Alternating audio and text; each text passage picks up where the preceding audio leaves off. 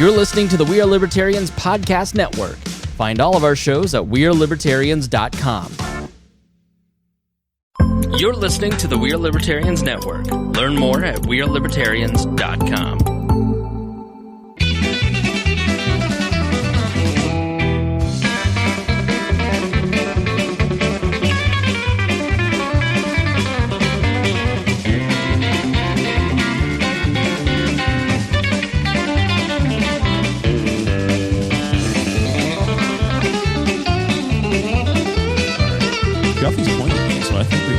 Welcome to the Boss Hog of Liberty podcast. This is episode number 116 of the Central Indiana's favorite podcast.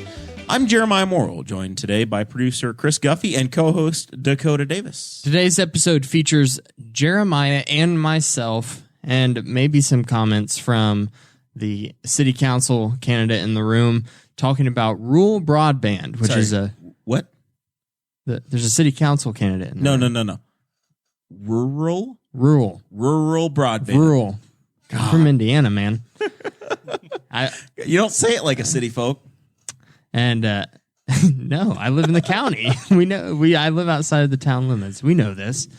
We are going to be talking about rural broadband, and it has been a very big topic in the State House in the state of Indiana, and I'm sure wherever you are listening from, it has also been an issue in your area as well, because everyone has these communities that people just can't get very good internet connection out there. And it was a similar situation years ago trying to run power to houses. And now we've stumbled across the same great issue here in the state of Indiana. And we're going to try to just learn a little bit about it. We discussed this a little bit in advance, and it's a deep topic, especially we might make some of our more hardcore libertarian listeners a little bit irritated listening to this. Well, that's the key to it. The show is about our lives in rural Indiana. We're here to push your boundaries and make you think as individuals. Sometimes we will provoke you. Other times we'll make you laugh. Hopefully you will always learn something new.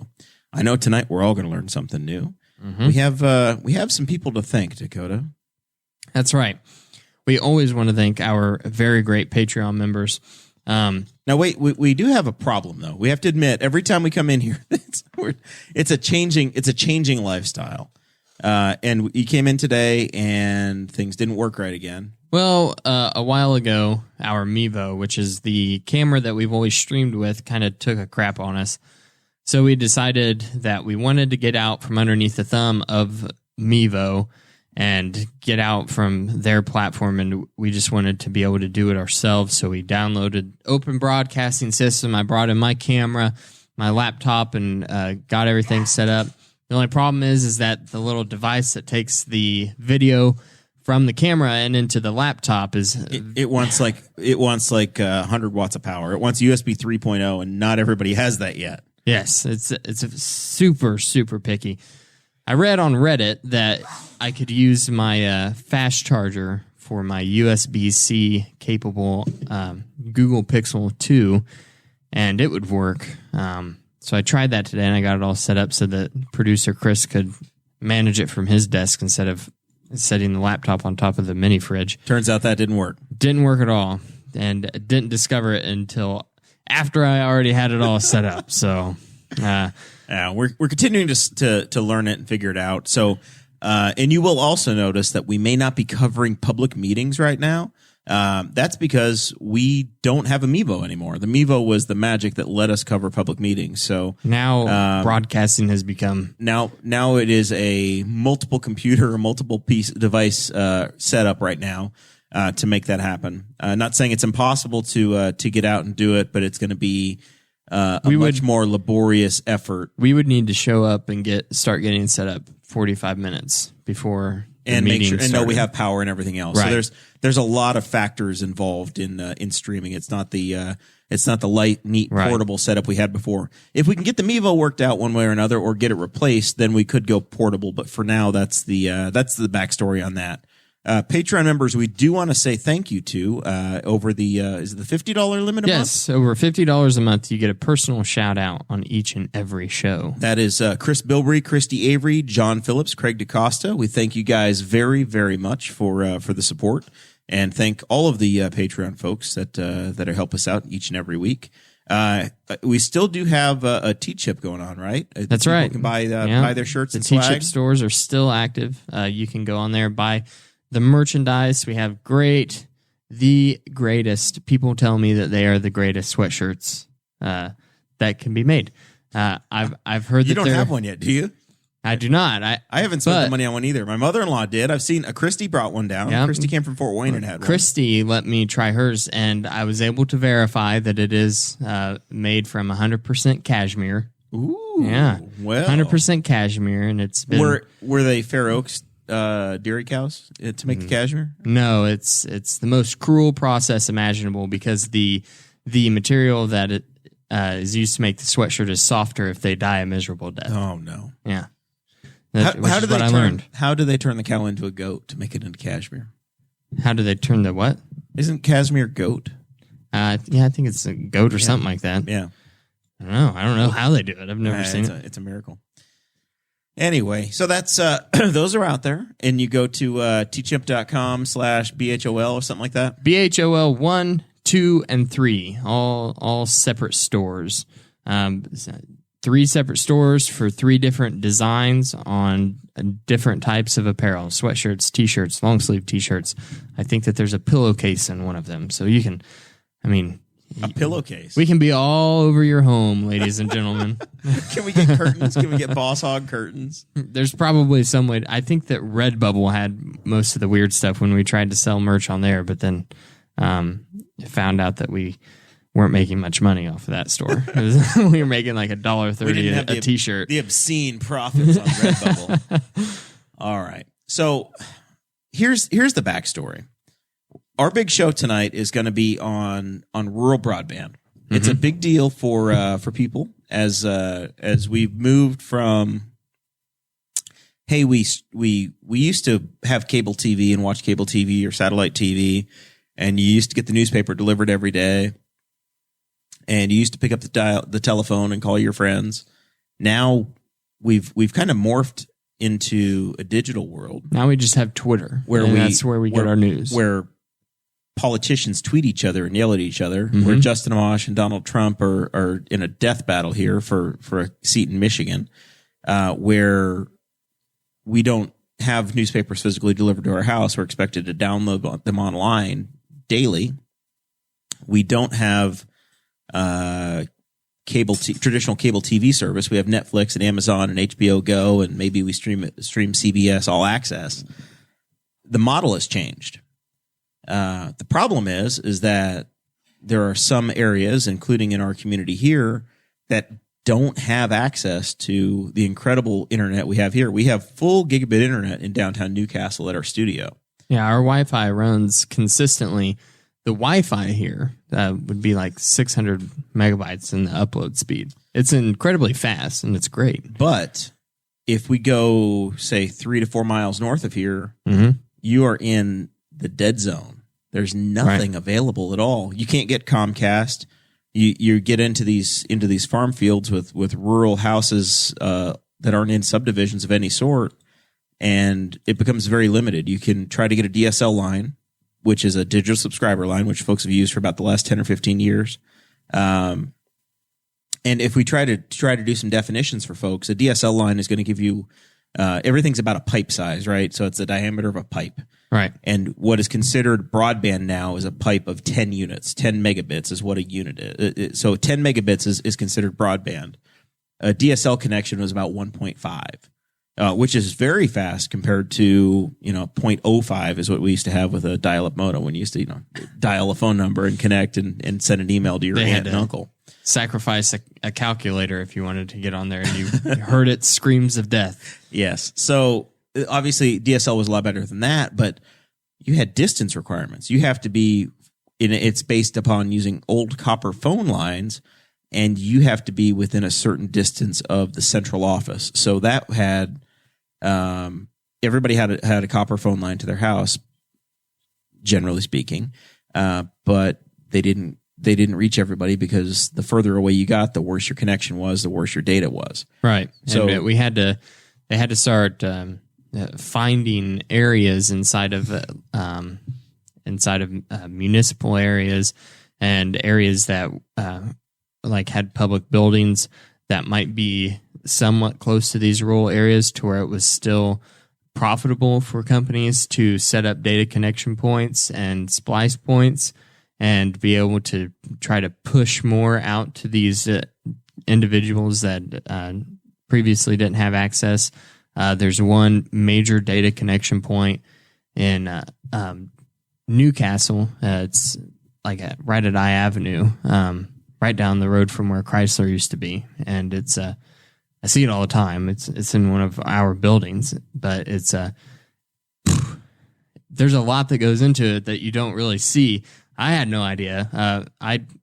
You walk in there and it's just there's cables strewn everywhere. Metronet is in there as well as Comcast. So there's two different companies that have cables running into this building and everything's spliced together. And so if we're talking about the options that we typically have as a consumer for internet, you would have a DSL line, which is like your AT&T or Frontier or somebody like that.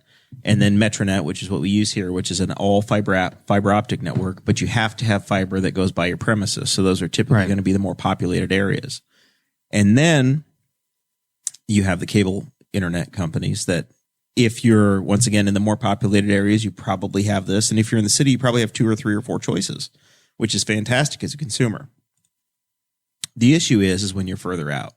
Right. And then it becomes, if you can't get fiber, you can't get Metronet or Comcast or somebody like that, you have to look at satellite options, which are very expensive and very slow and have issues with the amount of time it takes to send traffic up and back. It's not a good solution for uploading video, a reliable connection, or having any sort of an interaction. It's probably okay for downloading something, but not for actually using a live connection. So then it becomes a wireless solution. So then you look at what they call fixed wireless. A company called New Lisbon, used to be New Lisbon Telephone Company. New Lisbon Broadband here has antennas mounted on top of grain bins. And in a very flat area without a lot of trees, you can go 4, 5, 6 miles and connect it line of sight between a house and that grain bin. And you can provide 10 meg service and it works. And the only problem is that you have to be in an area where it's flat, right? That's the issue, is that, so in our area here, Henry County, it's about 20 miles by 20 miles, and we are the headwaters of 2 major rivers in the state of Indiana. And when you have a river, that means you have tree lines and you have hills, right? You create a valley. So we all talk about the Blue River Valley. We've got a school district and school corporation named after the Blue River Valley. That means that from the northeast part of the county to the southwest part of the county, as that river flows, you've got this massive valley with all of these trees and topographic barriers to line of sight. So then that solution doesn't work very well. And then when we get past that, you're really down to hoping somebody comes by, or you look at a cell phone solution, right? So you can use your phone, but then you get into this battle with a cell phone carrier of, well, am I using it for hotspotting? Am I limited? Do I only get so much data? And it becomes an issue. Which is that's what you do, right, Chris? Yeah, I use I don't hotspot, but I just use my cell phone and then I hook it up via an adapter that I picked up at Walmart for like $50. How does that work? So, all right. So how it happens is you plug it just in the bottom. I have a 7 Plus. You have an Android telephone? No, an iPhone 7 Plus. Okay. So you plug into the bottom, and then it's an adapter that has an HDMI cord, and then it also has, right beside that, it has where you can plug your power cord into it so it can charge and still run the HDMI. And then you just run your HDMI to your TV or laptop, whatever you want to stream, whatever you want to connect with. Yes, connect with. And then then it will just basically just shows exactly what's on your screen on the TV. It replicates your screen. Yes. So, and what I do is then I hook it up. I put Netflix, Amazon Prime, whatever, and then it just plays through there. One inconvenience with it that I will say is in group chats or messages or anything, it really does. The notification doesn't come through on the TV. And so then you've got your phone sitting somewhere else and you don't realize that you have and you're lost to the world. Yeah, basically you're lost in that, and then for 47 minutes, whatever, and then usually after every episode, I check and see if there's messages, and in our group chat, 47 minutes could be a lifetime. That's we've moved on and we've made a lot of decisions without you in 45 minutes. Yeah, so that's what I do, and then just basically it, man. So that's a solution.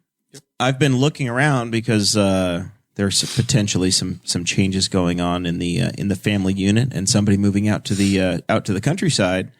So then it becomes, all right, if you're going to do Wi-Fi like Mr. Guffey is doing, or a 4G connection, there are companies that sell a complete canned in the box. You pick any carrier you want to, and they will send you a Wi-Fi router. And as long as you have a good internet connection, you can join their program. So there's a group called unlimitedville.com. That is providing you. Notice on their website, Dakota, they have the pink plan, the yellow plan, the red plan, and the blue plan, which matches the colors of the carrier that they go with. So they won't tell you that the pink plan is T-Mobile, but right. The pink plan is T-Mobile. The yellow plan is Sprint. The red plan is Verizon, and the blue plan is AT&T. The red plan. The red plan is $249 a month. So in theory, with a one-time membership fee of $249. Yeah, and you pay up to $250 up front. But in theory, you could get internet unlimited at any place you're at that you have a connection. You could make it work with this, right? Yeah, this promises that unlimited, no data limit, not even any throttling, no contracts. $250 a month though. So they're for Verizon customers. This is you just decide basically their plan for you is pick the one, look at the maps. Pick the one that's going to give you coverage where you're at, and if you could live with the Sprint service that's $100, then get the Sprint service. If Sprint service doesn't work, then go get the next one up. Maybe your AT&T, maybe your Verizon. Find the cheapest one that's going to work for you. So that's a market-based solution that's out there, and it's not you having to build something on your own. It exists. Another option that you have is you can go out and you can buy a modem. About $150 one-time purchase on online on Amazon or somewhere, and it has a little port for you to plug in an SD card, or not an SD card, but a SIM card. SIM card, and then that is online, and then you can take that data and do whatever you want to with it. You're basically buying a hotspot. So you're taking a hotspot, but you're exporting it back out, and then you can make a home network out of it. Right. So that's another option that's out there. And then you just pay your monthly connection. Everybody's in the chat saying they're confused by the lack of logos on the screen. Dakota, the first week we did this, you put a logo on there and there was a meme that we've not addressed it on the show until this moment, but the logo's covered everywhere. Now you've got no Boss Hog Liberty logo on the screen. No. Well, I told you and the last people are week. demanding it. I told you last week, but this was in the Patreon chat. This was for Patreon insider knowledge only, but I guess we're sharing it here. Craig DaCosta is the one commenting, and he's definitely an insider. Hey, Craig. Aloha. Aloha. Say hi to Stephen Vitito if he's still out. He's down there. But I tried to put the logo on the screen last week, and it showed up, and it was like the mirror image. It was flipped, and I didn't figure out how to change that. This is still very much a work in progress, but I'm just happy we have full HD streaming at this point. By the way, we could never do this show out in the country. That's what we discovered this week. Thank God we've got access to downtown. Yeah, thank God we wound up renting this place and not building a studio at my house in the county around Spiceland. So these are the options that are out there. The question is this solution good enough? And is this a good enough market-based solution? Is the market taking care of consumers where you can say, okay, yeah, you could get internet if you want to, but damn it, it's not affordable. It's not going to work for me. It's impossible to do. Is that what we say? Where's your gut feeling right now as we're starting to dig into this subject? My gut feeling is that there are solutions, but I think that eventually, it's hard to figure out because we we have no historical precedence with this. The government subsidized the building of power lines to people's houses, and things that we would typically argue these market solutions are like in renewable energy, with solar panels and things. As the government gets out, the prices are falling as the companies have to compete. But we don't know that that's going to happen, because setting a pole and running a line is vastly more expensive than what it was whenever we started running power lines. So would it be cheaper if the government got out of it? No clue. And how is it going to work if the government gets out of it? Well, we don't know that either, because there's no historical precedence as to how it happened. The real pain in this is that we don't know where technology is going to go. 5G is right around the corner. Indianapolis is getting ready to be a 5G community, which is going to give you connection speeds that are as fast or faster than what you have through a wired connection. Right. So are we potentially getting ready to put in a massive physical infrastructure when we don't need to, when wireless is right around the corner and is going to be able to solve this problem? And maybe the solution is the 4G connections that you do probably have access to. One of the things about 5G, and there's also 5G allegedly is going to have to be very close, right? Right. So 5G, maybe it's not going to replicate in the country. Mm-hmm, there's a lot of different towers that have to be pinging in order for you to create kind of a mesh network, in order for you to be able to connect and have a reliable connection to it. But there's also other networks that are coming up, like Google Fi, which is a totally open source mesh network, and basically it's a mixture of 4G, 3G, and then also open Wi-Fi networks that your phone will be smart enough to automatically connect and disconnect between all three of those different sources. The question is we're not trying necessarily to get your. We have connected homes now, right? It's not just about your phone and be able to send an email. It's, hey, Google, set the temperature in my house to 72 degrees. Right. Turn the lights on in the kitchen. It's, hey, Google, turn on all of the lights. We will eventually. Those are the things that folks are doing now. It's become a utility or an appliance. If you look at a lot of homes, it's not out of the question to have 20 or 25 devices that are connected to a network. It's not out of the question. I know Chris is shaking his head going, what? But you have smart thermostats, you have smart lights, you have printers, you have tablets, you have Kindles, you have iPads, you have all of your phones that are in the house. You've got a ridiculous amount of devices. You may have garage door openers that are on these things, light switches. Home security systems. Yeah. It's and then eventually you get to where, we've moved to streaming. A lot of people have completely given up television, and it's all streaming based. The vast majority of the people that are our age have already done that. Absolutely. You're watching this about on the show. You're watching this right now on your big screens at home because you're streaming it. But is the infrastructure worth it? As far as we know now, it's very complicated and messy to try to get networks like 5G and other mesh networks out into rural communities. Because I've looked into Google Fi for my own wireless plan, replacing Verizon with it, but it doesn't seem like it would be that reliable if you're driving through, Fountain City, Indiana, and there's no open Wi-Fi networks around, and you're just relying on whatever random telephone connections are around that area. So there's still infrastructure upgrades that have to be made, whether we're talking about 5G and super fast wireless speeds, or if we're going to talk about wired connections like MetroNet fiber. So on the satellite side, there's a company called Viasat that used to be called Exceed. They claim to offer 10 meg download and 3 meg upload. That's their base plan, and they give you an introductory. They're kind of like a cable company. They'll say, it's $50 a month. Then after 3 months, we're going to jack it up to $70 a month. Mm-hmm. 12 meg download speed is probably good enough for most people. I mean, but not if you're streaming. If you have a son or a daughter and they are streaming something on their TV and you want to stream something on your TV at the same time. You can get about 2 streams out of that. Past that, you're in trouble. At 360p. Well, see, I don't know. See, this is the problem is I don't know if they're trying to bait and switch you, saying that that's what it is, and they want to get you to upgrade. As I called these folks today doing research, and I said, okay, what happens if I sign up with you guys and I say 12 meg's not enough? Can I go to 25? Oh yeah, you can change your speed at any time.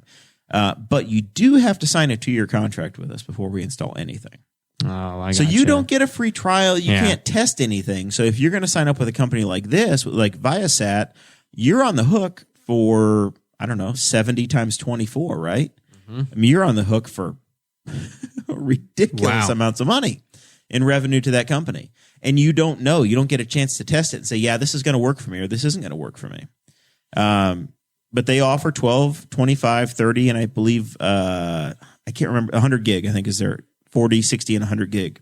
And then they also will prioritize you. After a certain amount of data is used, they'll start to prioritize you. And the guy on the phone with me today is like, yeah, it's just a matter of who's in your neighborhood and using it. I'm like, it's a satellite. Yeah. I'm like, what do you mean my neighborhood? It's anybody else in the world. So if somebody in California is streaming. It's totally different than a data connection point on a pole in the 1100 block of H Avenue, right? It's insane. So with that being said, the state of Indiana, when I was involved with Rex's governor campaign, Rex Bell for governor in 2016, we were talking about rural Wi-Fi. Everybody was talking about rural Wi-Fi, and both Eric Holcomb and John Gregg and his mustache were saying, hey, we need to do something about this. The governor found $100 million out of refinancing some bonds or doing something with on the DOT side. Which governor? High Tax Holcomb? High Tax Holcomb. And he announced a program back in the late winter, early spring that required local broadband companies to submit an application for underserved areas. And basically they're saying that they will provide matching funds to any company that wants to deliver broadband. You apply to the government, you kiss the ring, and go through their program, and they will provide you. There's a scoring system, and they will provide you with potentially matching dollars. So basically, if you provide in your application, there have been so far, I think there have been 64 applications accepted by the state of Indiana for this grant money. So 64 different projects, and you're scored based upon how many houses you can reach. This is rural. So you're not going to find 500, 1,000, 10,000 houses. You're talking, we're literally going to be looking at applications here that are, hey, we can serve 8 houses for this money, right? This is the homes that Charter or Comcast or Metronet wasn't getting to or hasn't gotten to. Well, I think that there's been talk in this community about building lines and setting poles and things, and like how much would it cost. And for fiber, I think at one point I saw that the cost was like $3,200 a mile to run a fiber line. So there's a scoring system, and the threshold or the buckets were 0 to 50 homes passed. So they call it a passing, 51 to 250, and 251 plus. And then if your local company was willing to provide over 20% of the match, you got some participation in your score. If you're over 50% of the match, and then if you were over 75%, then you get a bunch of points. And then it becomes arbitrary. They want to judge, how are agricultural operations impacted? How are residential customers impacted? How affordable will it be? How stable is your price going to be over time? So the government's sitting there analyzing all of this. And this is where I'm starting to read this going, man, it'd be really nice to have high-speed internet in some of these areas, but I'm wondering, is this the best solution, and how are we doing this, right? Because as a customer, I'm desperate to get it. If you live on County Road 700 West and 300 South, this is probably your only hope, right? To ever get it. So then you go in as a company, and literally they even say, hey, letters of support from the community. If you have people that say we need it, and you've got, all of these things are going to go in. If you have a timeline and a map, and you can show how you're going to get your match, all of these things count towards your program. 70 points is under a category called capacity, sustainability, and scalability. Clarity and justification for proposed technical solution for the service area. What? It's saying, can you deliver faster internet? I know, right? But how are you going to try to prove that for the vast majority of the points that you need to win that grant? How do you prove it? So here's here's what I found. I looked at, there were 64 different applications that are currently out there, and you can review these applications and look at them and see what companies were applying. In our market, there were 3 that I identified. So they're called NLC, which I guess is the name of the grant. I think it's Next Level Connection. So NLC grant number 2, NLC grant number 7, and NLC grant number 22 are the 3 that affect Henry County, which is the area we try to super serve. New Lisbon Broadband and Henry County REMC are the 2 groups that are applying in these. So my first question seeing these are why are there so many duplicate names that are appearing on the grant applications? Because each of these are for a certain project. So they identify. So application 1 and application 2 that were filed are both for New Lisbon Broadband Company, or the old NLTC. Application number 1 is for them to service areas of Wayne County, right? So I literally just went in and said, okay, we're going to pull the ones that are in Henry County and talking about what they do.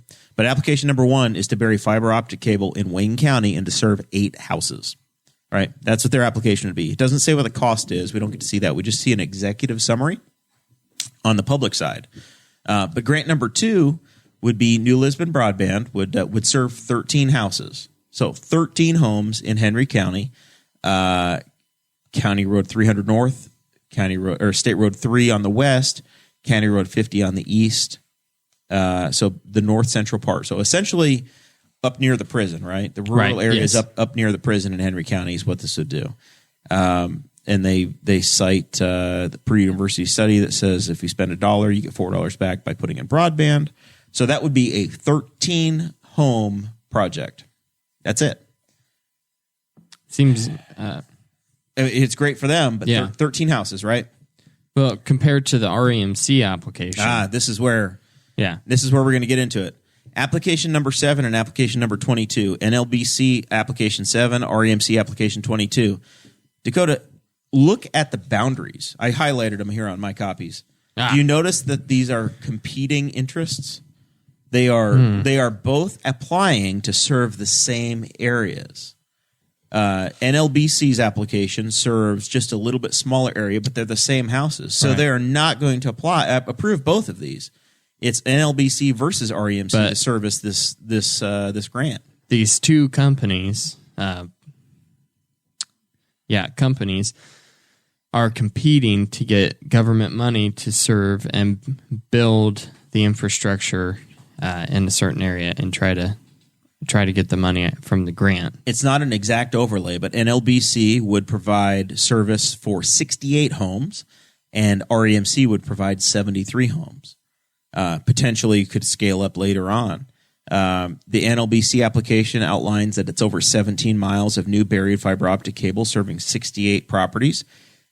Several of those are active farms. Now you know why they say active farms, because they give extra credit to farms. Because of the agriculture. So it's once again bounded by State Road 3 on the east, County Road 400 west on the west. So it's a 4-mile road, 4 miles. 200 south, County Road 200 south, which in Newcastle is considered Riley Road, and 500 south. So it's 4 miles east to west and 3 miles north to south. That area, the places that are in that, would be serviced by this project. There's 73 households in that area. 73 houses. Huh. If you look at the REMC application, it's very similar. Now, that was 68. REMC's got 73. The REMC one is put together a little bit better. I'm not going to be the judge of any of this. I'm going to go ahead and judge it. It has 1 business and 2 homes where people work from home and at least 2 farms. Additionally, there are 199 additional addresses from non-eligible blocks. What that means is a census block, because they went back to what the U.S. government, all this government junk ties together, Dakota. The U.S. government says these are the underserved areas in the census by internet. So there is actually a guiding website in here on the Indiana OCRA, Indiana Office of Community and Rural Affairs, has a website dedicated to this program, and they give you the application census blocks, and you can pull it up, and you can actually see exactly what areas are eligible for this program. But in the REMC grant, they pointed out the 199 additional addresses because of the scalability portion of the application. Now, here's the trick. I'm impressed with REMC's application. I got to say it. Shout out to Shannon Tom. Now what happens CEO. is there are challenges to these. So you filed your application. Now there have been 119 challenges from companies that want to do business in these markets versus what the state's going to pass out. So there are 64 applications, and there have been challenges submitted by AT&T, by CenturyLink, by Charter Communications, by Frontier, by Mercury Wireless, by New Lisbon Telephone Company. All of these groups are challenging other groups' applications because they're trying to get them struck down. Because they're going to try to demonstrate that they already provide service in those areas, or that they're going to provide service in their plans already. How does the challenge process work? Who are the employees, and I assume there's Okra offices that are going to be overseeing all of this? There's going to be a kingmaker. Who decides if the challenge is valid? Who decides, all right, New Lisbon, you're just jealous because REMC's application was better for the same area?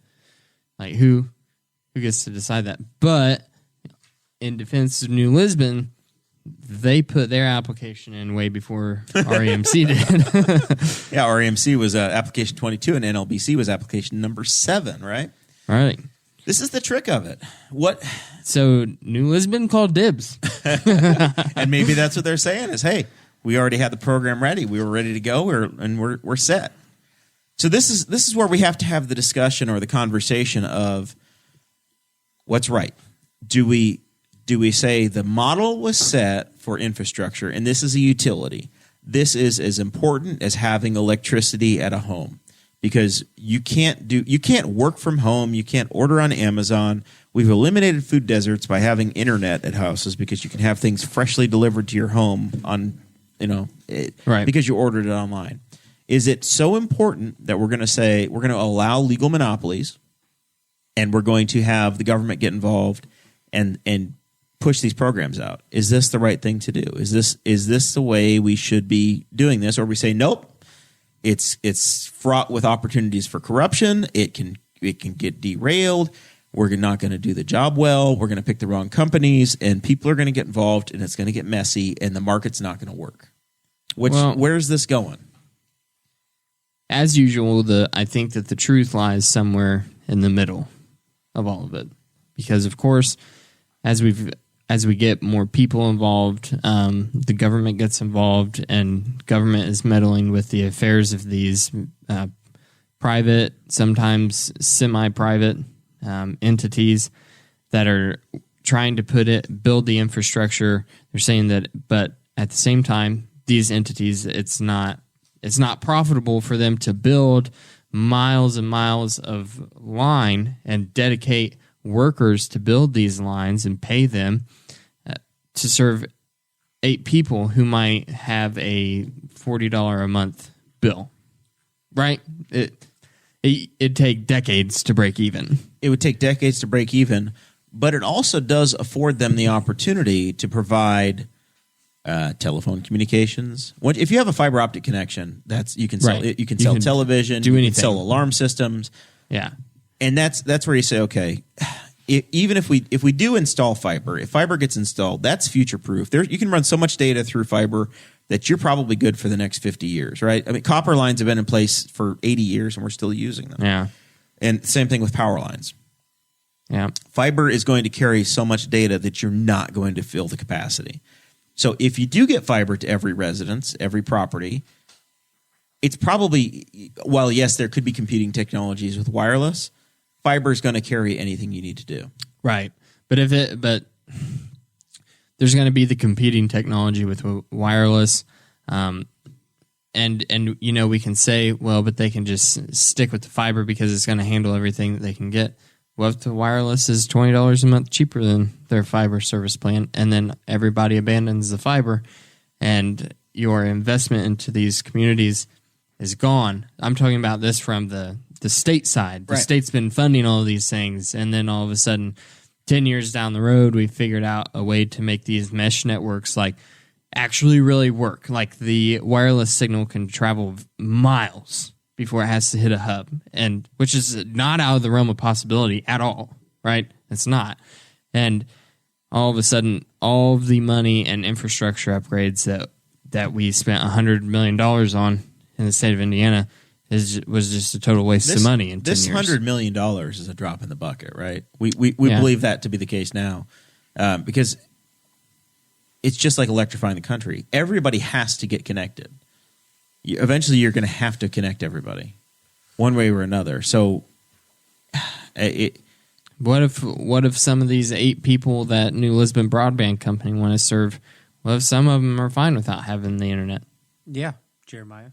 We don't know. I mean, the information that we can get from the state website, the Okra site, is, I mean, it's not like it says, yeah, we went and we surveyed the 10 houses, and of them there are 8 unserved residences. You don't have that information, and we don't know. We don't know how good of an investment this is going to be in future upgrades. I'm skeptical, but I think it's important. It's very weird. It all is. It's a very weird thing. So let's look at it this way. If you're going to buy a house and you're going to invest in a property, how hesitant are you if you find out that you don't have cable internet or fiber available at a residence? It's got to be very, very nice home for me to consider it. So you're going to have to find a workaround. You're going to have to find a way to live with it. Either you're going to use a cable connection. If it's my perfect house, my dream home, I don't have to put a drop of sweat into this place unless I want to plant a little garden one day. Then maybe you justify the yellow plan at $149 a month. No, but I'd probably. I mean, I have unlimited data now, and I have a hotspot. I'd probably be like, we can work with this for a minute and just hope, try and pray. Yeah, what happens with your hotspot if it doesn't work? Like when you leave, your hotspot's there, right? Yeah. When that's the difficulty with hotspotting is it's. Well, yeah, if you're there, it's fine. But what about your wife? What is she going to do? Or when you have a house full of people? I mean, I have the hotspot. I have a separate. Right. I have a jetpack. Right. So I'm not leaving. How much data can you use on that jetpack? It's unlimited. Truly. Up to 22 gigabytes. All right. What happens when you go past 22 gigabytes? I get throttled. So, good luck streaming your TV. Good luck watching the Boss Hog of Liberty if you get throttled. Yeah. I mean, it's very true. This is, you can look at. My home is probably on the extreme, okay? Because we have all of these connected devices. Your home devices. Is not maybe on the extreme; it's definitely on the extreme. Perhaps I have a wireless printer. And we do that sometimes. Hey Google, turn the lights purple in the family room. Hey, that's what I do every time I go over there. That doesn't use that much data, everybody. Here's the thing. I've used 421 gigabytes at home. Holy crap. Because we stream everything. We don't have television connected. We watch YouTube. We upload things. I work from home. I run a podcast. I upload audio files. I move data constantly. We use 400 gigabytes. So it's untenable for some of this. I don't know. Do you have any idea how much you used at home last month? I have no idea. I don't think people realize how much data they use. So from April 25th at 11:52 a.m. to now, I've used, this is my phone in general, but 275 gigs. Yeah. I use That's just all It's video. video. Yeah, Yeah. absolutely. I checked it whenever we lived at H Avenue, and our TV and working habits at home haven't changed since then, and it was like 240 something. So if you're a millennial, they're using a lot. If you're a definitely more millennial, than 22 anyway. between 200 and 500 gigs a month is probably reasonable. Yeah. So at easy. that point, your hotspot solution becomes a real crisis. For sure. That doesn't work very well. Well, what does it get throttled down to is the question. Yeah, I've never noticed a drop in my speed, and I know that Yeah. I know that I go over 22 gigs all the time. I was gonna say because mine's unlimited, but You get prioritized, right? yeah. And if you're in a more rural area, you may not be competing for the data like you are if you're in a big city. But I'm pretty much dead center of Newcastle where I live. I'm not talking about big city Newcastle. I'm talking about I'm in Los Angeles or San Francisco or Chicago and I can't get an internet connection Yeah. because everybody's trying to use their data at the same time. I'm at the Indy 500 and I'm last in line because everybody else has data left and I've used it up. Chris is only using his phone as his internet connection. And do you notice a difference when the throttling kicks in? No. And you had 270 gigs used? Not one bit. Who's your carrier? Verizon. Verizon's your carrier. Yeah. And I use AT&T/Cricket. And that's I think that if I took my SIM card out and I put it in that $150 device, I think I could survive. I'd almost like to test it. It would be really interesting. I tell you what, you buy it, and then after you try it and you don't like it, give it to me. Just give it to you. But see, I don't have. You want to buy it from me? I don't have a good cell phone connection at my house. Every time that I try to talk on the phone in my bedroom, I drop the call. So there are other options. You can get external antennas. You can mount an antenna to the roof of your home that'll pull in a signal. So you can go down this rabbit hole and make it work. Where you put in a directional antenna that where the cell tower is, and you could pull it in. So if you're looking at a fixed connection for your home, that would work. Or you could look at other carriers. You may have trouble with your Verizon connection, but at your home, do you have a good Cricket tech connection? Or do you have a good T-Mobile connection or a Sprint connection? I doubt it. Best network in the USA. It says it right in their ad. Yeah, it does. So these are the things that we're struggling with. This is the next generation of connectivity because we're only gonna need more. We're only gonna use more data in the future. We'll constantly be consuming more data. We've gone from 480 to 720 to 1080 to now 4K data television. And the newest 8K by Samsung. Have you seen those TVs? No. Oh, dude. So crazy. But there's no television channel that broadcasts in 8K yet. Probably no movies either. I don't know. Do you remember whenever the first HD started coming out on TVs? Mm-hmm. And there were like 2 channels on your friend's TV. Yeah, absolutely. Exactly. And one of them was just like nature, scenes of nature. It wasn't even any TV show. It was just pictures of nature. That's basically what's going on with 8K television right now. But the point still stands. The technology and the amount of information that we're having to push through cables or push wirelessly is continuously increasing. It's not going to stop. It's not like we're like, well, we reached 8. That's good enough for here. The pipe has to get bigger and bigger. And so we're talking about what they consider to be broadband now is a 10 meg connection. Yeah. You could get a 12 meg connection at any one of these houses with satellite. Right. For $70, $80, $90 a month. So is that satellite connection 10 megs. Acceptable enough? Honestly, I don't know.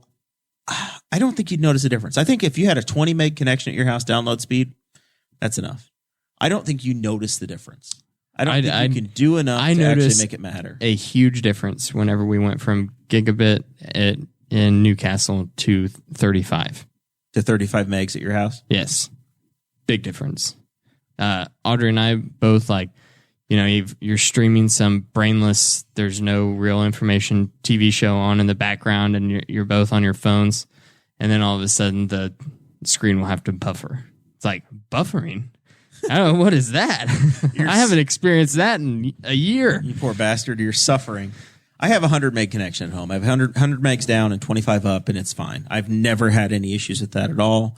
Paying for a gigabit it seems obscene to me because I feel like you want when you're choosing an internet connection, you want enough that you're never going to have any interruption, but you don't want to pay more than you need. Right. And it also depends on like the size of the home, how old the home is, what it was built with. None of that is true. Well, unless of that is true. Unless you upgrade the way that the Wi-Fi signal is being output throughout your home.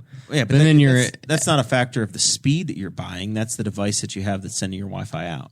Right, but it's still more money out of your pocket. Is the point I'm trying to make? That's nothing to do with the pipe. There's this is like buying another utility, right? It's the sewer pipe that leaves your house, or the water pipe coming in. You've got a 3/4 inch line coming in. Brad Wood is on the phone with Frontier right now. Tell Frontier we're coming after them, Brad. There's a 3/4 inch water line coming into your house, then it's up to you to distribute it. Right. So it does, just because you have more pipes or different size pipes doesn't mean you get more water pressure. Right. Same thing happens in your house. So I've got, I went out and bought Google Wi-Fi for $300, and I've got three devices and a mesh network, and I've got network everywhere in the house. And it's hard to believe, but there are 30 devices connected to my home network right now. Holy crap! 30 devices. Jeez, oh Pete. But it's a utility. Things are just on it. I think that you kind of went down this rabbit hole of you got a couple of smart devices, like you got the Nest thermostat, and then all of a sudden, and I watched the transition, and then you went with everything's got to be connected. You went and got all the lights, outlets, and everything, and now you've got 30 freaking devices hooked up to your home internet. There are 30 devices connected, but every TV is a device. So if you've got a TV in the office, that has a Chromecast on it. If you've got a TV, or I've got a little Chromecast audio in almost every room in the house, so that I can say, "Hey, play this," and it plays. So if I'm in my garage, it's a $25 device I paid one time, and it'll tell me what the weather is, or I can add to my shopping list, or I can listen to a podcast. It's dirt cheap, and there's no fixed cost. There's no monthly cost. But they're listening, man.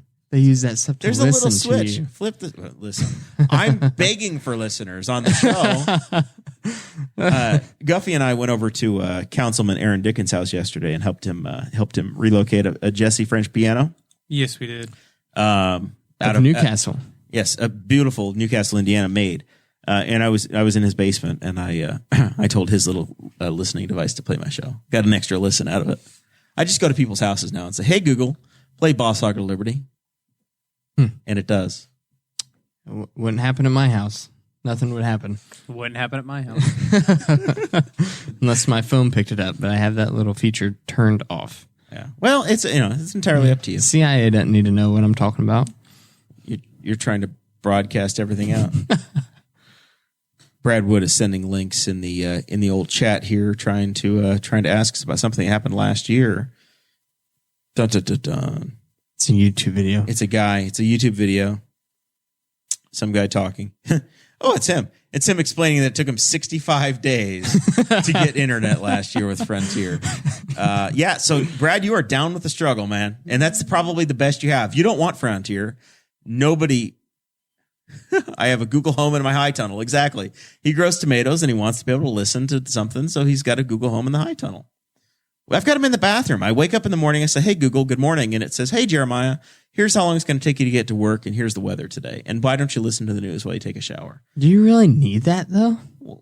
What's the difference between that and flipping a switch on when you walk into the bathroom and you turn a light switch on? And do you want to be that connected to the rest of the world? To the internet? Do I want to know who Trump bombed yesterday? Yeah, I want to know. Oh, why? They report to me what happened. So that I can talk about junk it. Filling your head. Oh, man. This is content. This is where we get it from. Yeah. Tells me how to dress in the morning.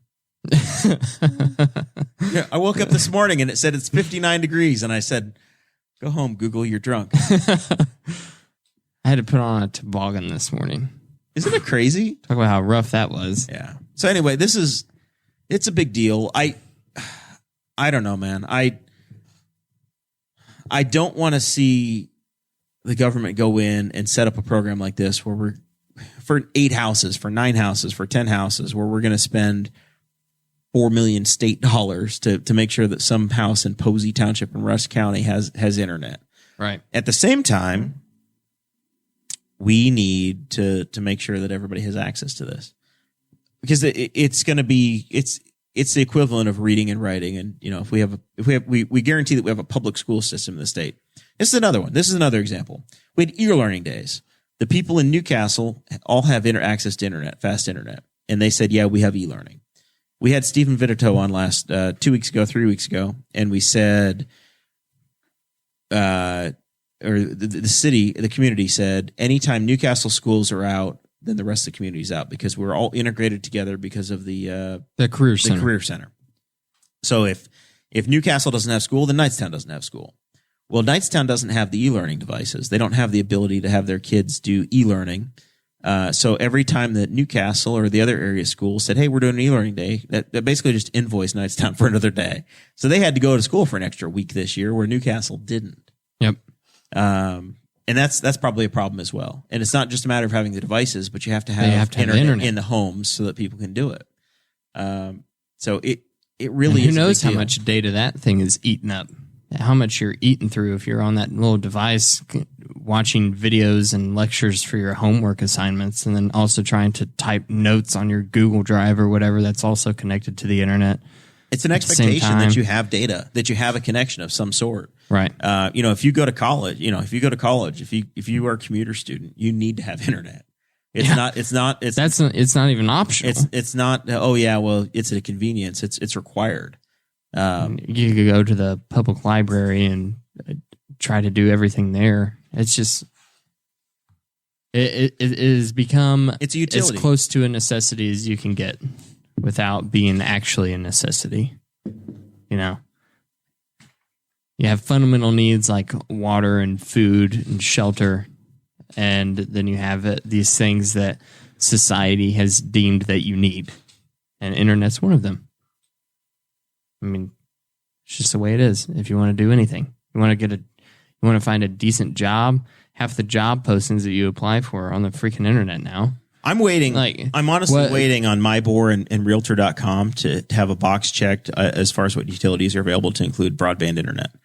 Is broadband available? Is natural gas available at the house? Is city water, city sewer, broadband internet? All of those things. Those are the things that we want to know. Tells you what school district it's in, tells you who the electricity provider and the gas provider, and also who the broadband is through. I wonder why they don't include that already. We really need to get them on the phone. Come on, Zillow, Realtor. Let's call them up. So anyway, that's the big topic this week. I went down the rabbit hole and I said, this is going to make a really good conversation, because it's not cut and dry. It's not easy. And as a libertarian, it's really not an easy solution. Right. Because the government's already been involved so much in infrastructure as far as utility and running lines and things like that go. We legitimately don't have a foundation for what this would look like without any government interference. Missy Timmons is watching right now, and she says in the suburbs of Kennard, Indiana, our only option is satellite. That's all she can choose. I don't think that's entirely true, though, Missy. If you've got a data connection on your phone, I think you probably could take a SIM card out of it and put it in one of those routers and try it. Whether or not that's better or not, and I'm very curious, Missy, if you'll tell us how your connection is, how much you pay, and what kind of data you get, and if it's terrible or if it's acceptable.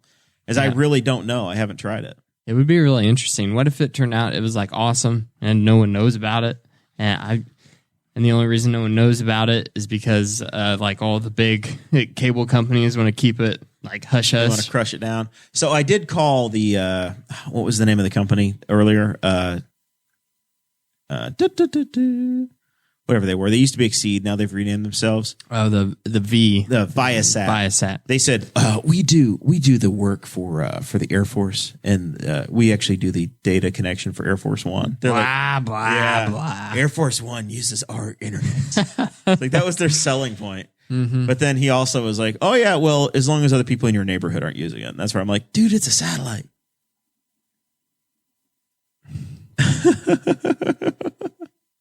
There are people in the chat. Brad Wood again. broadband internet would be the main reason why I would run county council if it would make a difference. Go for it, Bradley. Brad, you can run for the county council, but they don't have anything to do with getting you your internet. Bradley is in Wayne County. Tom Firkinoff listens to this show. You guys need to hook up.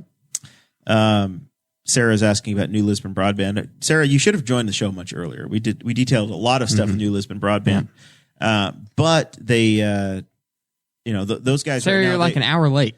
They have two different solutions. So they're one of the old school companies that they've had three different solutions. Back in the day, you used to dial into their number at 332-1234 or whatever, and you get your screeching internet. But then they moved to the fixed wireless model. So I talked to their folks today. Missy says for $150 you'll try it. I'm just saying, return it, Missy. If it doesn't work out, return it. Let's see if it works. I want to know but I do want to know how your connection works now too. I know that New Lisbon has a fixed device set in Millville, Indiana, home of Stinky Wilmot and Rex Bell, or birthplace of Stinky Wilmot, Rex Bell, and Wilbur Wright, on the grain elevator, and they did the same thing up in Moreland. So they have them there, but That's right, they do. But if you're trying to go to further reaches, you can't get there. Yeah. So Missy's saying that she doesn't use the satellite because they've heard so many horror stories, and they just use their Verizon data. So yeah, that's the trick. The next level stuff, Missy, is to take your card out and plug it into one of those routers. You just got to be brave and buy it on Amazon and see what happens. See if it's worth it. See if you change the world, and give us a report back next week. If it doesn't work out, put it back in the box and send it back to them. I might drop Comcast for that little box. Who knows? It might work. I mean, maybe that's the solution. You have a home connection there, and you plug it in. Because I looked at it, and I'm like, man, you could go get an extra dummy phone, and then you tether into a device and USB, but then you've got to have the phone turned on all the time, and that's a giant pain in the butt too. Jeremiah, I'm thinking about trying to support boomers. So I know you have Cricket. Yeah. So I'm looking at Cricket, trying to find out how much it would be for you to add another phone to your line. Does this have a Guffey solution in here somewhere? This is the Guffey solution. Let me pay you the additional amount. It's looking like it's an extra like $10 a month. To add to the unlimited plan, and where it's after 22, you get throttled down. Right. Do you get your own 22 gigs, or are you going to use my 20 gigs? 22 per line. Okay. All right. Per line. You have my attention. So I've never gone over 44. So see, 22 per line. Okay. And then that individual line will be throttled. So then I could take that SIM card and we could try this $150 thing. All right. You buy the device, and we'll take the SIM card out of mine. We'll plug it into it, see how it works. If it works well, then we'll go out and we'll get another. We'll go get another phone. This sounds like a plan, Stan. And we might have you internet. We might need it $10. because Well, I mean, we'll take the bill and divide by 3. That's the only reasonable way to do it. Whoa, hold on. Well, why am I going to carry you? Because I'm just adding on for $10. But if I just take the bill and divide by 3, now there's 3 phones on it. That seems irresponsible. Well, I mean, I support you, Guffey. it seems reasonable. Thank you, Dakota. If this works out, I think it's worth trying. What's the maximum number of devices I can have on this pyramid scheme? Hold on. Can I go to 4? Can I go to 5? You can do 4. There's a right very here. real possibility that I may have some very close friends and family that live in the Messick area that would also need to get on this program. 4 lines for $100. Okay. So I'm not on that plan. you get $45 discount each I'm on not- third and fourth line. I'm on a more expensive plan than that, I think. How? I'm looking at their plans right now. I don't know. I pay $115 for You're 2. getting gypped. Tanner Purdue at Brisket Wireless duped you, man. I don't know. This is cell phone plans for $1,000, Alex. I'm telling you, you're getting duped. We're looking. Oh, hold on. Here's why. They've got like 2 different plans, like 2 levels. Yeah, because okay, so you have the I got the good one. you have the unlimited 4G LTE plan. Yeah, I don't have That's the $60 a month. Who would get unlimited like 3G? That would. This is that just would- data speeds up to 3 megabits. Yeah. What's the one I have? It just says 4G LTE speeds. Yeah, so I Video streaming quality is still about 480p for both the unlimited and the unlimited extra. So tell me what the difference is. I'm looking and I don't see a difference. I think you need to buy the thing and we'll test it. It just says high-speed access. Let's see what that says. This is why it's confusing. There's not a great canned solution other than the group that says, yeah, for $150 we'll do it. This is so complicated. We're millennials and we can figure out a way to make this work after machinating over it for hours and going, yeah, this will work, and we're engineering a solution. There's not a company you can just call and say, yeah, give me cheap wireless internet that's going to make this work. Brad Wood, I'm trying to grow a giant sequoia tree so 2 generations down the line we can put an internet antenna on it. Well, that was the other thing is I went back and forth with NLBC quite a bit today. And I said, hey, if I erect a tower, could I put my antenna on that and see if that works? And he's like, yeah, we can come out and try it. There's no guarantee it's going to work, but we can certainly try. So there's just a lot of unknowns of, you could build something tall and see what happens. Yeah. And of course, you may spend $2,000 building a tower. I'm reading through this and I don't see the difference at all. Oh, man. I say we should try it. All right. Well, let's you buy the device or the thing. The 150. Yeah. We should make sure we can return it first. Right. And maybe it's on Amazon. You try it, then Missy Timmons tries it. I tell you what, we'll pass it around like the village hotspot. Why don't we split that 3 ways? Because you have to use it. You have to have it in one place. Do you get the internet I'm on not Tuesdays? Buying it. I'm not putting any money in this. No, 3 ways. Me, him, and Sarah. 3 ways. Okay. On the phone line. What's up? Him and Sarah, that's the same money. That's fine. I wasn't trying to make you pay half. I was going to have you pay a third. Dakota's even tougher. I know. He's crazy. I ain't paying anything. I ain't paying jack. I don't need your plan. I've got Metronet at my house. And you could have Metronet at your shack too, but you don't choose to. It's too expensive. You know I can triangulate the signal and find out where you live. No, you can't. No, you can't. I could put "Where's my phone" on it. All right, Sarah, you're not out. You're included in all deals dealing with Jeremiah. All right, that's enough of this. That's the broadband answer. We'll see. By the way, these applications that are out that RAMC and NLBC have, the state's going to have them reviewed, and we'll have answers by July. So, who does the review on that? Is that Okra? Okra, and I think INDOT is going to administer the grant. I think because they stole the money from INDOT to start with, INDOT has to pay it back out. But Okra is involved, the Office of Community and Rural Affairs. Your roads are so bad because we are going to give internet to 8 people. Missy Timmons wants her share of the internet on the weekend, so she needs her Sunday Netflix. If you're working out a program there, Guffey. That's fine. We can do this. All right. So I'll be Monday through Thursday. You go visit Sean Rao and have him draw up a contract legally and have Jeremiah sign it. Let's just do this verbal contract here. Your word is your bond. Why don't you and Missy enter a cell phone sharing plan?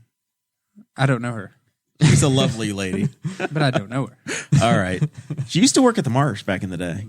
Does she have Venmo and I can just Venmo her money? I don't know. We'll work this out offline. That's how I was going to pay you, is just Venmo. Yeah. We'll see how that all turns out. Seems simple enough. You got any final thoughts for us, Guffey? Yeah. Anything we should have talked about we didn't get to? Yeah, so I have 2 things. I'm trying to remember the second one right now. But the first thing is that my nephew got the game ball tonight. He plays in the 6 to 8 year old little league. Coach's pitch. I watched a T-ball game this week in Knightstown for the first time. Yeah. 6 to 8 years old is probably much, much more organized than T-ball. You didn't watch the women's football league we've talked about so much on this show? I've not made it to that yet. I was hoping to go with Mason, but he's quit talking to us. That's right. He has. He's quit. Us. Once it quit raining, Mason apparently has plans on Thursdays. It's because you've basically forced him to empty his bank account for us. He drove by and screamed at me the other day. I was outside working in the yard, and he's in the back seat of a car, and I just hear, Jeremiah. My neighbors are old, man. You've upset them all. It is crisis. Anyway, so game ball for young Guffey. Yes, young Corbin. So he will be in the championship game, which is Saturday at noon at the Little League Diamonds. I will be there. Man, oh man. So if you see me there, stop by, talk to me. You'll be wearing your Chris Guffey for something shirt? No. I will be wearing the Cardinals shirt to support my nephew. Because at this point in time, that's more important. You should wear a Cardinals hat and still have your shirt on. No. Because, see, then that requires me to buy a Cardinals hat. I already didn't really want to buy the Cardinals shirt. I've got a Reds hat. Would that help? No. It's the right color. Possibly. But no. A couple of Reds hats. Oh, the second thing I want to say is congratulations to the Libertarian Party of Allen County. I went up there. You were in a parade. Yes, I went up there this weekend. This last weekend for a parade for them for Canal Days. Some of their people, including the lovely Christy Avery, came down and supported us, the Henry County Party, and then also supported me and Lisa, the candidates for City Council, in the Memorial Day Parade. And so they had their own little Canal Days. So we went up there, me and Lisa. We left here at like 7 o'clock. You were celebrating the canal that bankrupted the state of Indiana? Yes. That was what you all were doing? It sure was. But anyways... the reason we have a second constitution. So we'll never do that again. We went up there. That was that time they tried to put infrastructure in and provide for everybody, and it turned out horribly. And it bankrupted the state. This is not like polls at all. But we went up there. It was a theme event. So they gave us costumes. They told us what to wear. I was wondering about your attire. I was a surveyor. Was everybody in the parade dressed like this, or just your group? This was our float. This was our theme. I hope you won an award. We did. We came in first place in the non-commercial float. Okay, if I remember correctly. So, well, as long as you won. So I was skeptical when I saw the pictures. I didn't have much context, and I said, "What in the hell is he doing?" I know. All I have to say is, Sean, the fault. You messed up by not declaring us, the Henry County Libertarian Party, as the winner. It's not default. It's Dufault. French. Dufault. Sean Dufault. Yes, you messed up. You just didn't want us back-to-back champions. I don't know if he was the judge. And you just didn't want to give us the belt. You just blame him for anything. He's my direct contact with them. All right. It's just like you and Darren Jacobs. He's my direct contact. Chase, do you have anything? Oh, Chase didn't show up. Cade, do you have anything? Guess not. Guffey, no. We already went to him. Mason, you got anything for us? Oh, no, Mason. What about Danny? Danny, you got anything for us? Nothing. Sean is defending himself in the chat right now. I was not a judge. Don't lie to us, Sean. I had your back. You didn't want us to be the champs. It's just shameful that Guffey treats you this way. Wow. All right, Dakota. That's a fine haircut you got today. Thanks. They turned you into a model. They never took my picture and put it on the internet. This is the third time. I've been on that. This is at the MVP? Yeah. She has been putting on the American Crew hair products, like a little cape on me, and making sure that it's in the shot usually. And I told her to do that so maybe I could become a model and get some money for it. I mean, she's going to be taking my picture anyway. I might as well get paid. Using your likeness. That's right.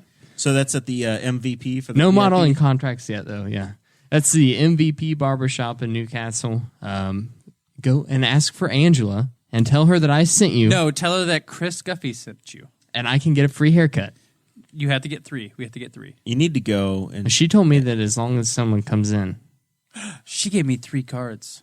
Well, you don't go in every week like I do. I have special privileges in the barbershop. I went today. I know. I went today, and we all did. Yeah, we all did. Oh, yeah. I got a Clay, and if you tell Clay that I sent you, he'll vote no against the budget just for me. That's the way it goes.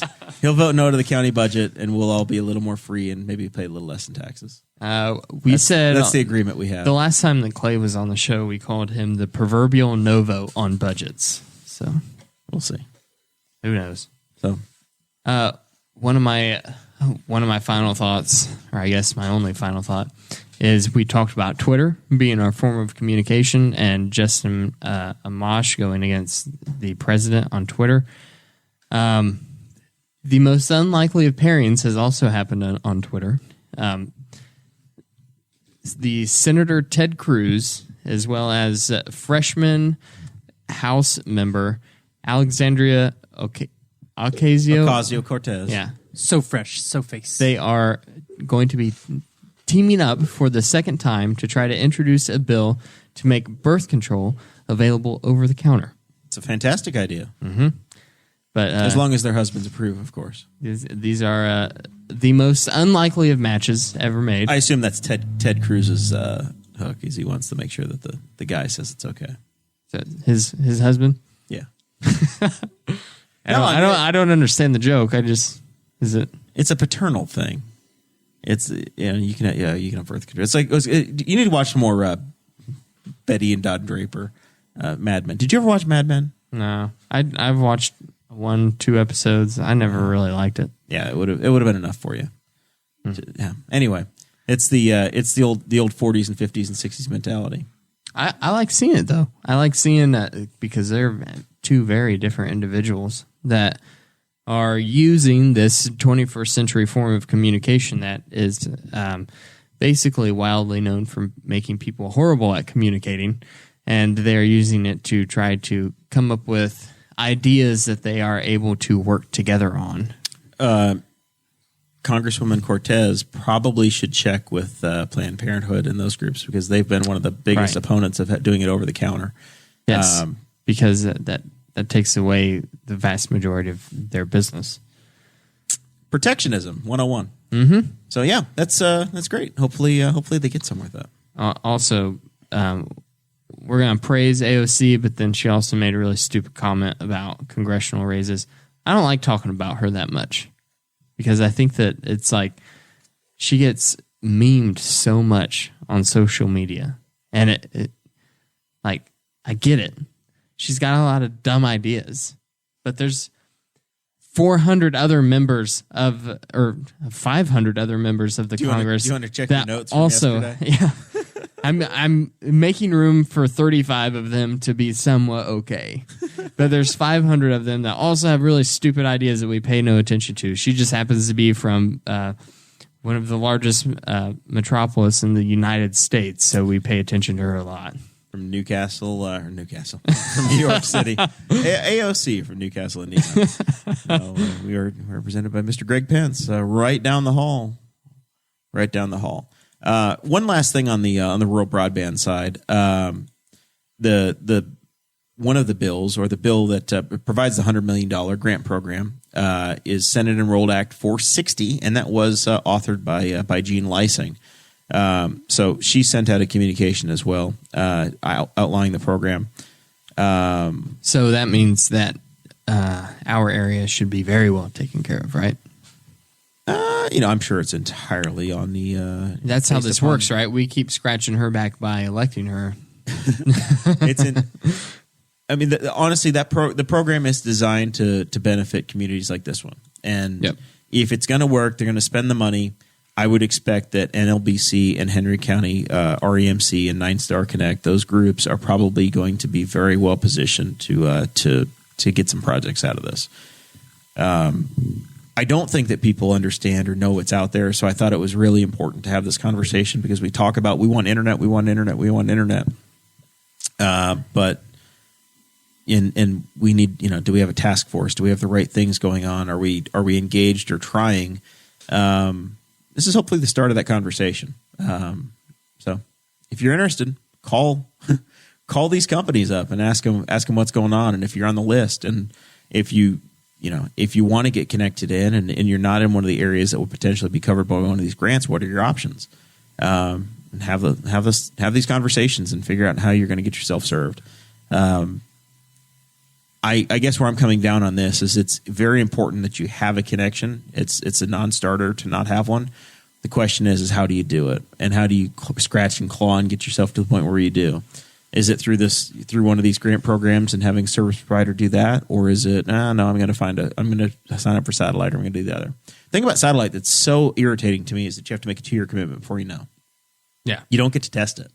That 2-year commitment is outrageous. You don't. There's no. Because they could come out, they could hook it up, and it could be total crap. Yeah, and then you're stuck. And then you're $70. You're pot committed. and then you cancel your credit card and say, take it. I don't want anything to do with this. Go away. Be gone. Then they send you to collections. And the next thing you know, you have a 300 credit score. You can't secure a car loan. And you still have no internet because you didn't pay the bill. And you can't apply for your next job. All right. No wonder Missy's not tried satellite. God, it sounds horrible. It does sound risky. But it's good enough for Air Force One. All right. That's enough of this. We will see you all next week. Wait. What? I thought of two more final thoughts because usually I never have anything. Gosh. Real quick. So the Indy Fuel has released their schedule for next season, and I'm super pumped about it. And there's a big announcement tomorrow. Hopefully, it's the naming of the new head coach. I have no clue who it's going to be, so it'll be fun. And then also Sarah Saunders. Sarah Huckabee Sanders. Yep. She has stepped down. She gone. She's not out yet. She's been the press secretary for the president. She's on her way out. But she also Breaking news. Is she really the press secretary? It's been like 94 days since she held a press briefing. So Title. But she got a nice compliment from the president. He even said that he hopes that she runs for the governor of Arkansas. That is correct. Yeah, her father was the governor of Arkansas, so she's we like we like legacies around here, don't we? Yeah. Let's see how she did in the tenure. There's a listing of who's been the press secretary the longest in the world. They don't make it very long sometimes, but she has made it. Scrolling. Yeah, she's been like 3.5 years. Do you see her on this list? I do not. No, she's the second one. You've forgotten already that we had Sean Spicy Spicer on the front end. Where the hell is she at? Yeah, we did have Sean Spicer. Where is Sean Spicer also isn't even on that list. What is this? Yeah, this is the list in order. This is in order of when they started. Sarah Sanders. Here we go. 1 year, 322 days. Oh, I thought it was like So 3 years. She's the 30. No. Well, she was the campaign manager for Trump. She worked for him. She's been with him for 3 years. Yeah, she's been with him for 3.5 now. That's because they don't have Huckabee is. listed in here. Yeah, so she's right up there with Dee Dee Myers, who was around for Clinton, and Robert Gibbs, who was there for Obama, right in the same time frame. Richard Nixon with Ron Ziegler. Ron Ziegler, yeah. He was there for over 5 Almost 6 years. That's crazy. Yeah, some of these guys, I mean, Dwight Eisenhower kept his guy for the whole 8 years. We're looking here. How many days? Mike McCurry was around for a long time with Clinton. How many days was Sean in there? Sean Spicer made it 182 days, so just over 6 months. January to July. And he was not the shortest at all. There were guys that there was Stephen Early with Harry Truman made it 13 days. He was acting though; he wasn't the official one. I see that. But, Gerald Terhorst made it 31 days with Ford, but that was obviously an unplanned presidency. That was kind of an emergency situation. Jim Brady spoke for the President Reagan for a little while. So. Spicer of the full timers, he's on the Mount Rushmore of the short time made it for sure. Tony Snow served just over a year, but he wound up getting sick. The vast majority of them are 1 or 2 years. A year or two, and that's about. I mean, that's all you can really suffer through. That's just the reality of the job. A couple of years, it'd be a rough job, especially with Donald Trump being the president and the way that the media just goes after it. That would be rough. Yeah, I think I couldn't do that job. She's done her. She's done her part. It's understandable. So anyway, congrats to her. I was a big fan of her dad's. Don't agree with him on everything in politics, but I was a huckster. I like Mike Huckabee. So there you go. We'll see y'all next week. Thank you for listening to the Boss Hog of Liberty, which is part of the We Are Libertarians Network. I am Chris Spangle, and I'm the founder of this network, and I invite you to listen to all of our shows, which you can find at WeAreLibertarians.com or by searching for these in your podcatcher. The flagship show is the We Are Libertarians podcast, where we apply libertarian principles to current events. The Brian Nichols Show is a conversation amongst Republicans, Democrats, Libertarians, Independents, as they talk about what is happening in the news. News, and we have many other podcasts like The Chris Spangle Show, Upward, The Cost, Raw Audio Politics, Miranda's World, and Tad Talk, which is quite a ride. So check all of these out. Go to wearelibertarians.com, and you can check out all of our great podcasts. Thanks for listening. Thank you for listening to the We Are Libertarians Network. Get our other shows at wearelibertarians.com.